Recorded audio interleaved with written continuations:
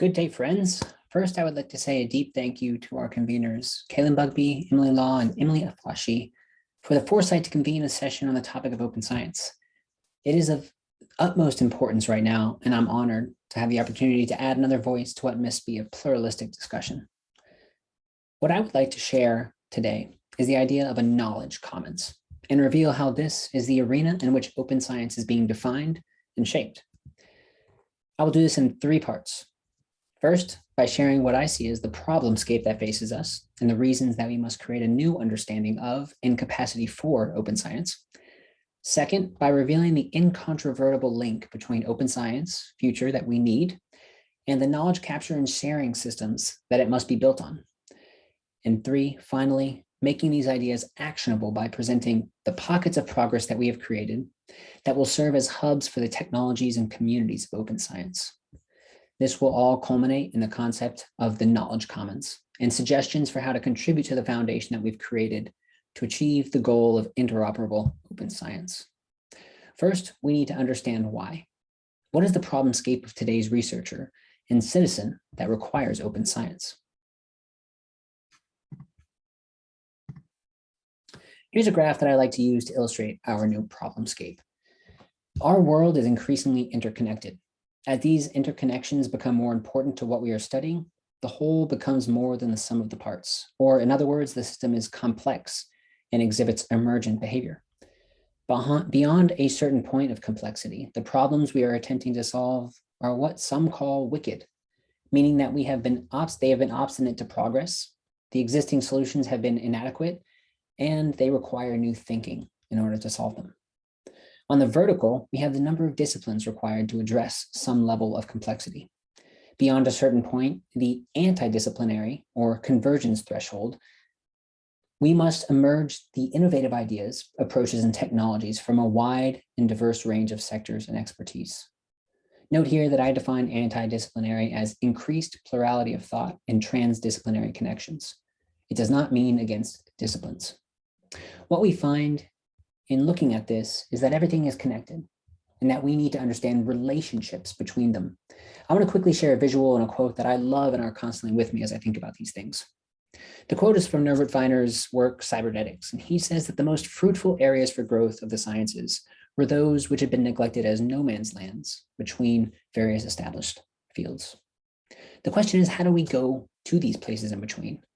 To me, this is the most important question facing us today, that in the face of increasing complexity of our systems and our world, it has never been more important to link across domains meaningfully. I would like to begin today by defining open science as I see it, as a way into what will be the pockets of progress that we've demonstrated. There are a lot of definitions of open science, but this is perhaps the one that I like the best. It's that open science is transparent and accessible knowledge that is shared and developed through collaborative networks.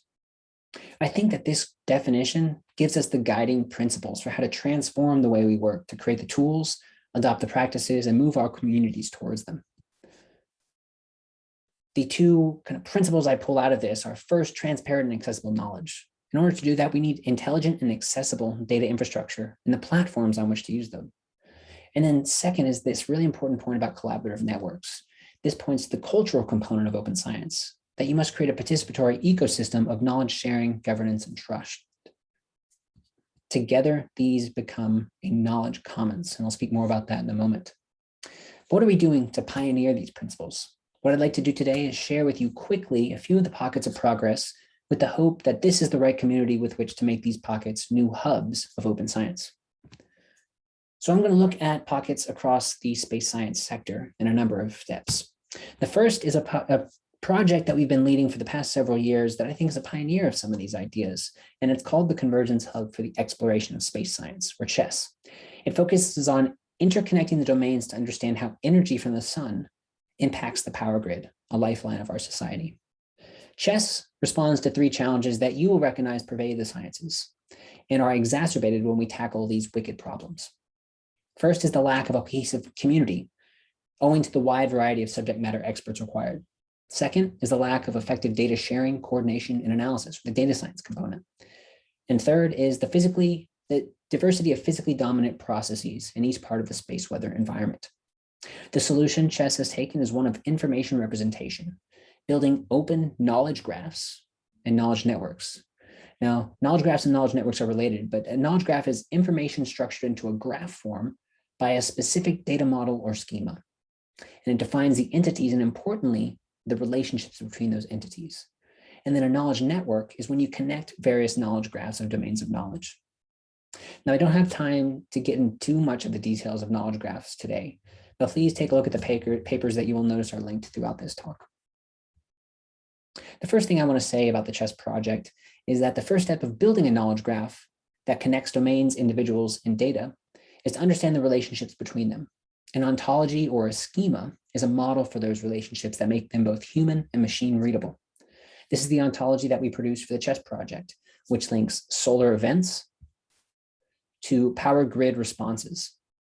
I don't expect you to read this chart, but I do want to emphasize the key principle. Ontologies force you to make explicit the relationship between data sets and disciplines. The more interesting item from this is what an ontology enables. And that's the platform that can be built for integrating and interacting with data. And I'll show you what we built as a prototype for the Chess project. But basically what it does is it integrates information from across the sun to power grid system. I'll show you here, this is the time series of solar wind information that drive some of the responses in the power grid that we see. In the middle is moving closer to Earth, which are magnetometer measurements represented by these green dots. And at the top are geomagnetically induced currents. These are data that are held by power grid utilities that are not often connected to space weather or contextual geomagnetic activity. We, on this platform and with this ontology, bring this information together. And the value of this is that power grid engineers can interact with space weather researchers, bringing the communities together over the data, interacting with those data. So this is something that we've been very excited about, and I think is a nice demonstration of the things that can come from open science approaches and using knowledge graphs as a means to that. The next pocket of progress that I want to talk about is a new project that's been awarded within the NASA Early Career Investigator Program called the Heliophysics Knowledge Network, or Helio-KNOW. The idea behind Helio-KNOW is that it is the collection of software and systems for improved information representation across heliophysics, and the commons for the community to use and collaborate through them. It's the technological framework for a more informed, participatory, and collaborative heliophysics community. There are many reasons that we need to develop this participatory ecosystem. Helioono is responding to those. The way that it does that is by looking at our research environment as a means to better connect data and tools in the communities within heliophysics. It does this again by means of knowledge graphs and connecting different knowledge graphs together into knowledge networks. It first focuses on the magnetosphere ionosphere system as a demonstrable use case to develop the methods and foundation to create a full heliophysics knowledge network.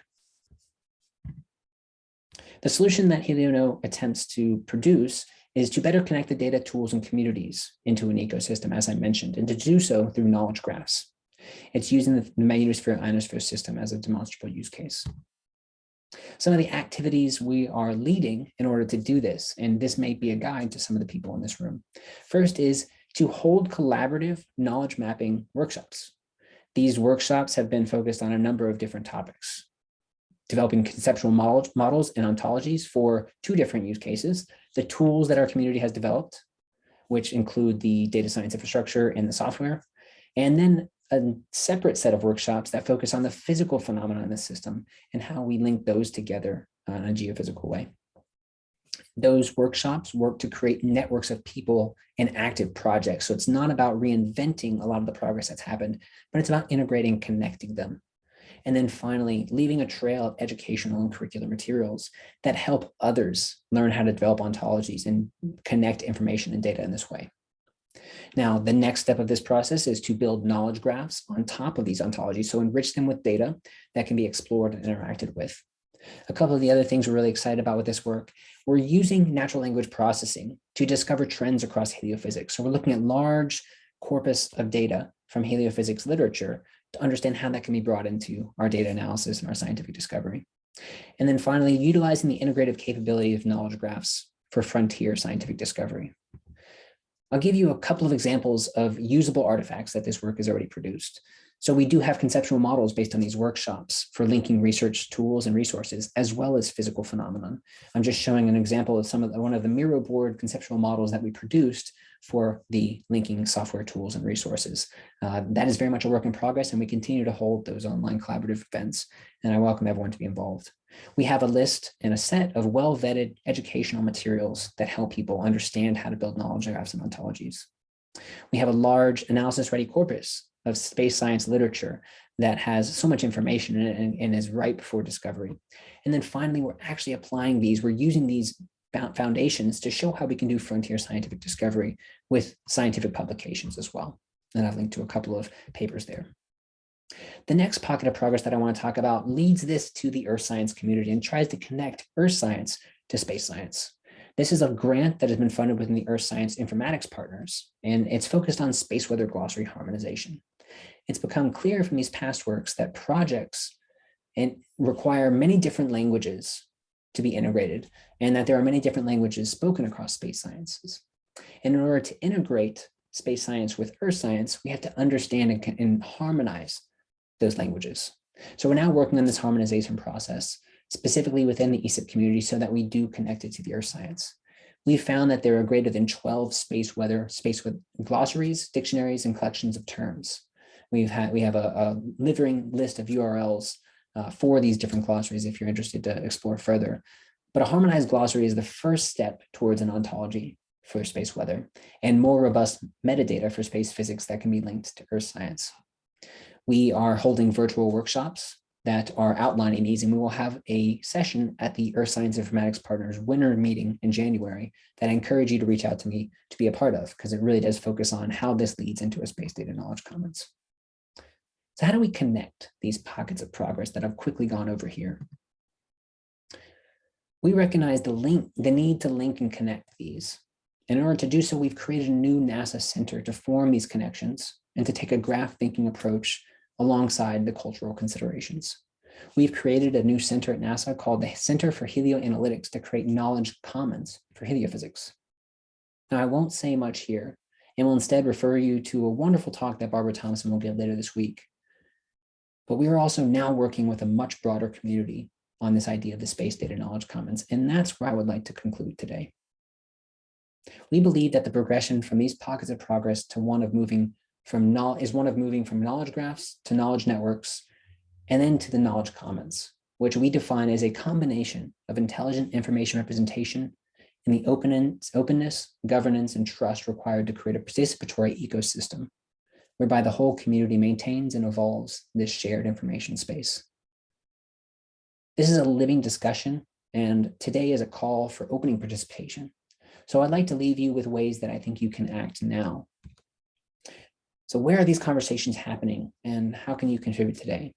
So I encourage you to reach out to me to join collaborative Helio-KNOW workshops to develop these ontologies and linking these ontologies to other domains.